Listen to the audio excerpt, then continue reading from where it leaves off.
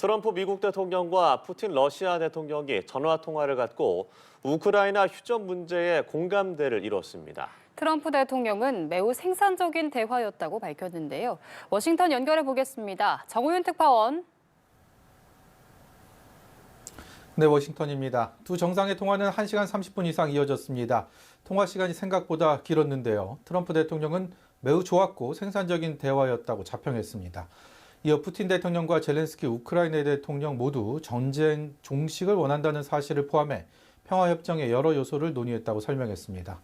구체적인 대화 내용을 들여다보면요. 우선 양국 정상은 우크라이나 전쟁이 지속적인 평화로 종식되어야 한다는데 뜻을 같이 했습니다.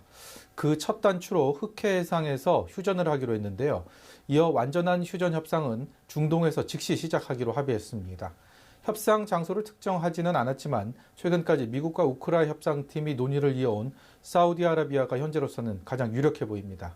또 문제 해결을 위한 전문가 그룹을 구성해 논의를 이어가는 한편 앞으로 30일간 에너지 시설에 대한 공격을 중단하기로 했습니다. 트럼프의 제안을 받은 푸틴은 고개를 끄덕이며 곧바로 러시아군의 에너지 시설 공격 중단을 명령한 것으로 알려졌습니다. 푸틴 대통령은 트럼프 대통령에게 우크라이나에 대한 미국의 군사 지원과 정보 지원을 중단해달라고 요구한 것으로 확인됐는데요. 두 정상은 앞으로 지속적인 연락을 통해 우크라 종전 문제를 논의하기로 의견을 모았습니다.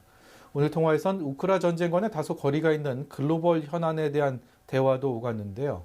백악관은 양국 정상은 이란이 이스라엘을 공격하고 파괴하는 것은 안 된다는 의견을 공유했다고 전했고요.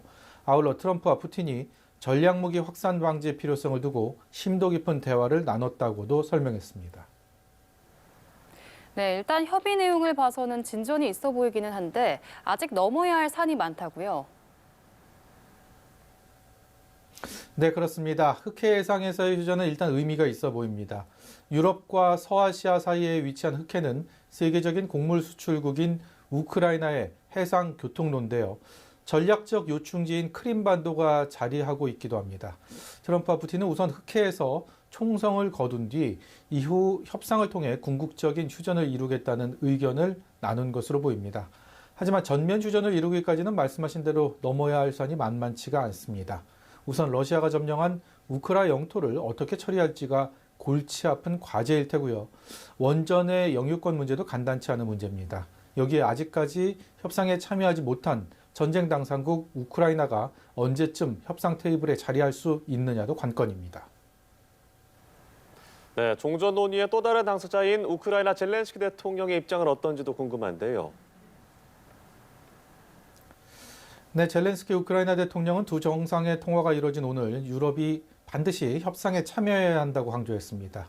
유럽 안보와 관련된 모든 것은 유럽과 함께 결정돼야 한다는 건데요. 이런 입장은 트럼프와 푸틴의 통화 직전에 나왔습니다. 푸틴 대통령과의 친분을 강조해온 트럼프 대통령이 우크라이나에 불리한 푸틴의 요구를 행여 수용하지 않을까 하는 의구심이 작용한 것 아닌가 하는 분석이 나오고 있습니다. 협의 결과가 공개된 뒤에 젤렌스키 대통령은 에너지 인프라에 대한 공격을 중단하기로 한 합의를 지지한다고 일단 긍정적인 입장을 밝혔습니다. 지금까지 워싱턴에서 연합뉴스TV 정호윤입니다.